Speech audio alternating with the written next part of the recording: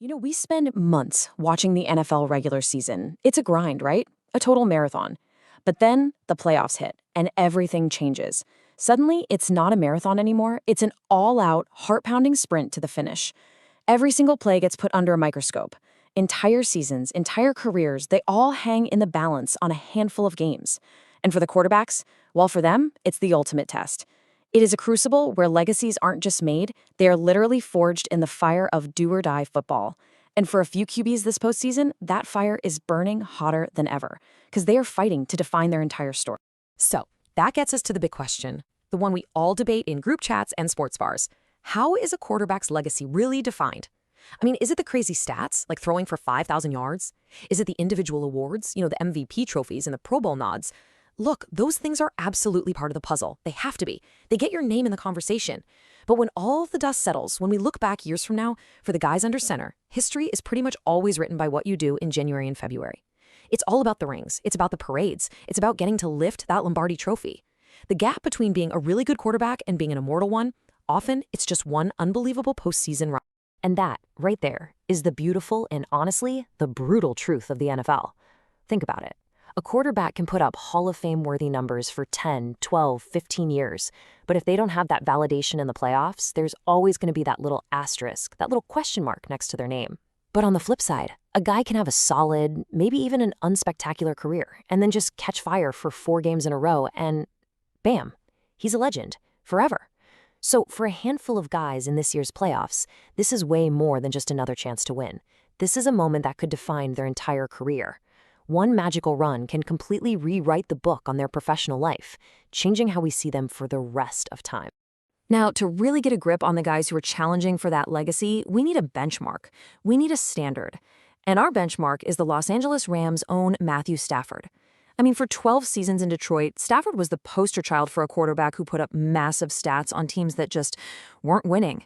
The talent was off the charts, nobody ever questioned that, but the narrative, the story everyone told was that he just couldn't win the big one.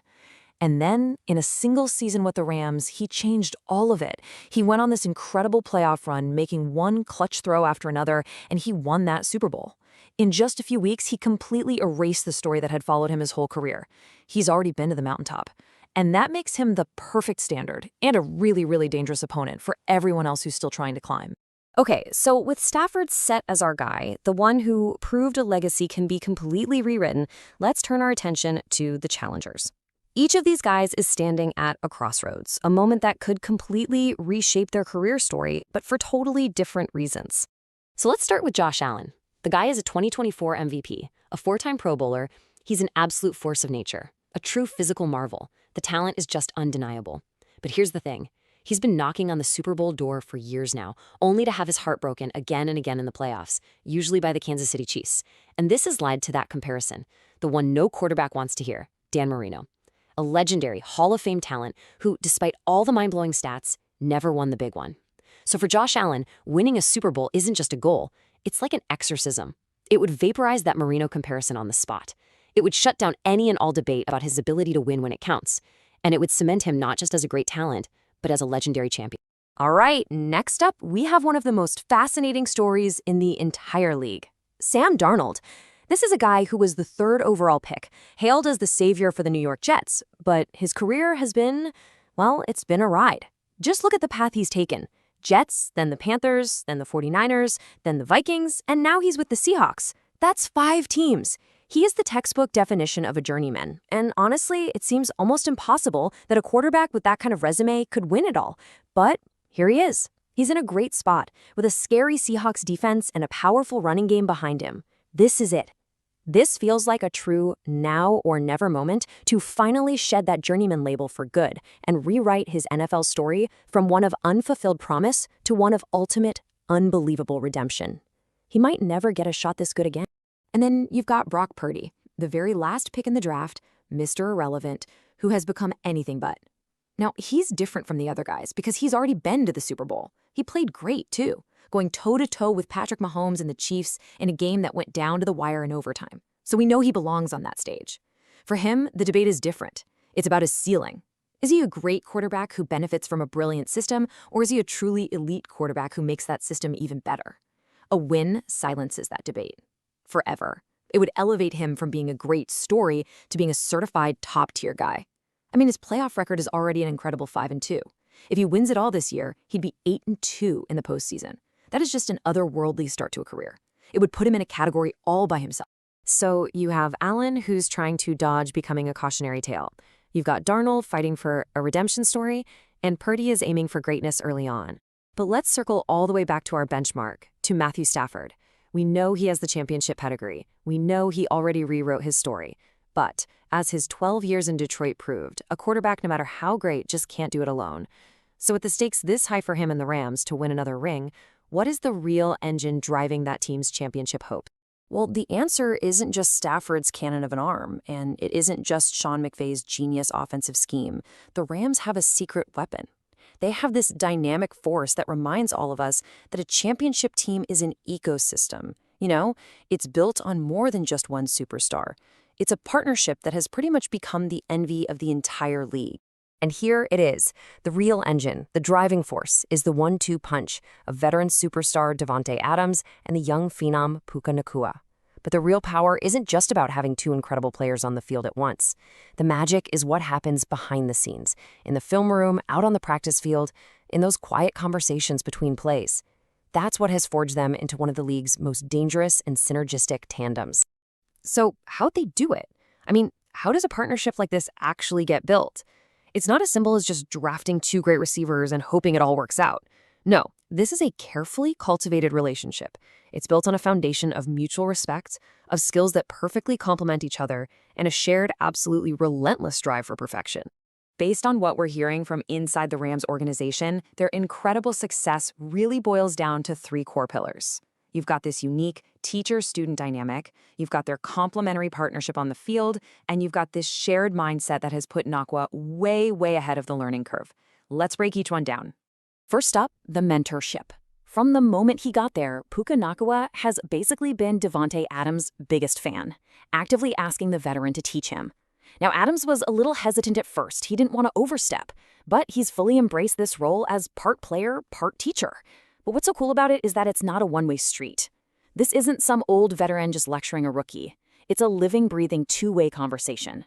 Adams himself has said he learns a ton from Nacua and that the best lessons come from these organic, day-to-day chats about the tiniest little details, like a specific foot placement on a route or how a DB is shading his coverage. And this quote from Davante Adams about Puka just says it all. Being an open vessel. Just let that sink in for a second. For a young guy who has had so much record-breaking success so quickly, it would be so easy to get a big head, to think you've got it all figured out. But Nacua's humility, his genuine and constant desire to learn, that's incredibly rare. And that attitude, right there, is the foundation of their whole relationship. It's the real key to his insane, almost unprecedented growth as a player.